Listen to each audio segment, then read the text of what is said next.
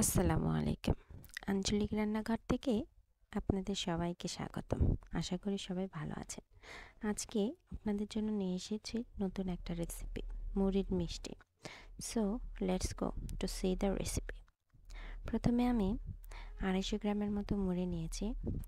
মুড়িগুলো ভালোভাবে ব্লেন্ডারে ব্লেন্ড করে নিয়েছি।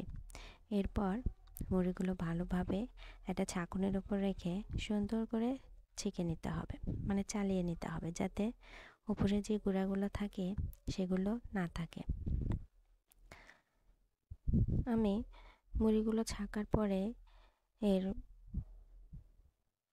গুঁড়াগুলো ফেলে দেব এবং যে মসৃণ আটার মতো সেটা আমি রেখে দেব।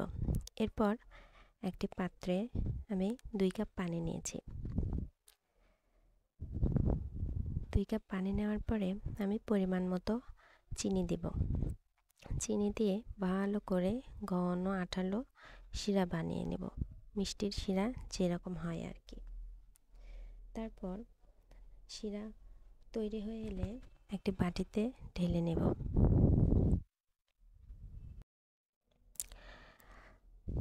এরপর আমি একটা পাত্রে 250 লিটার দুধ ভালোভাবে জাল দিয়ে নিয়েছি। আমি এই দুধটা অনেক আগে জাল দিয়ে রেখেছিলাম। পরে একটু গরম করে তার ভেতরে 2 চা চামচের মতো ঘি দিয়েছি। ঘি দিলে এর ফ্লেভারটা অনেক সুন্দর আসে আর মুড়ির কোনো গন্ধ থাকে না। ভালোভাবে জাল দিয়ে নেওয়ার পরে আমি যখন ঘিটা দিব তখন একটু বলক তুলে নেব। বলক দেওয়া হয়ে গেলে এর ভেতরে চালিয়ে রাখা যে মুড়ির গুঁড়োগুলো, সেই গুঁড়োগুলো ঢেলে দেব। আমি অল্প অল্প করে ঢেলে দিয়েছি। ভিডিওতে আমি যেভাবে ঢেলে দিয়েছি ঠিক আপনারাও সেভাবে করবেন।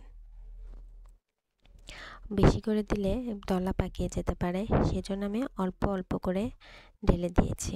এরপর খুব সুন্দর করে নাড়তে হবে। নাড়তে নাড়তে একসময় আঠালো ডো তৈরি করতে হবে। চলুন দেখা যাক পরবর্তীতে কি করা হয়। এরপর একটা প্লেটে আমি মুড়িগুলো ঢেলে নেব। নেওয়ার পরে সামান্য খাওয়ার সোডা দেব, সামান্য পরিমাণ।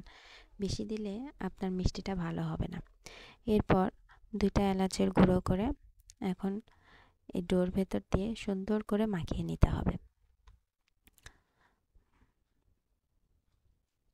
মাখানোর এক পর্যায়ে একটা পুরো ডিম দিতে হবে।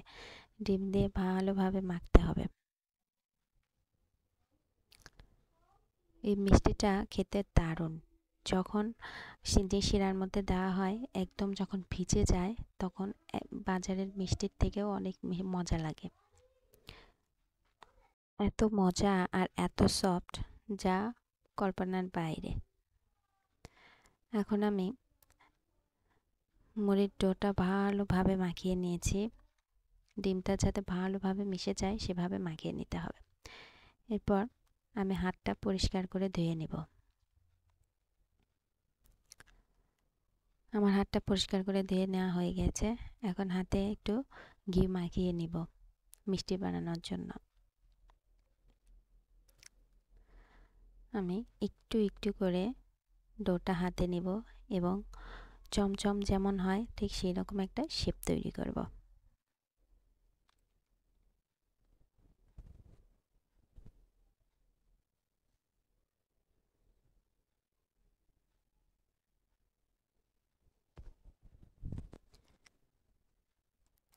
তৈরি হয়ে গেল আমার সেই চমচম। এখন এভাবে আমি বেশ কয়েকটা চমচম বানিয়ে প্লেটে রেখে দেব এবং সবগুলো বানানো হয়ে গেলে একে একে ডুবো তেলে ভেজে নেব। আমার এখান থেকে প্রায় 1 কেজির মতো মিষ্টি আমি বানিয়েছিলাম। আপনারাও ঘরে চেষ্টা করে দেখতে পারেন। এখন আমি কড়াইটা গরম করে নিয়ে কড়াইয়ে একটু তেল দিয়েছি। তেল দিয়ে সেখানে আমি এক এক করে মিষ্টিগুলো ছেড়ে দিয়েছি। আপনারা আপনাদের পছন্দ মতো ভেজে নেবেন। আমার যেহেতু কালো জাম মিষ্টি পছন্দ, সেই জন্য আমি একদম কালো করে ভেজে নিয়েছি। আপনারা চাইলে হালকা করে ভেজেও শিরার মধ্যে ভেজাতে পারেন। এরপর আমি এপিঠ ওপিঠ করে ভালোভাবে ভেজে নেব, যাতে কালো মিষ্টির মতো কালার চলে আসে। আমি একটু কালো কালো করে ভেজে নিয়েছি। এরপর মিষ্টিগুলো আমি তুলে নিব। তুলে নিয়ে চিনি শিরার মধ্যে ভেজাবো।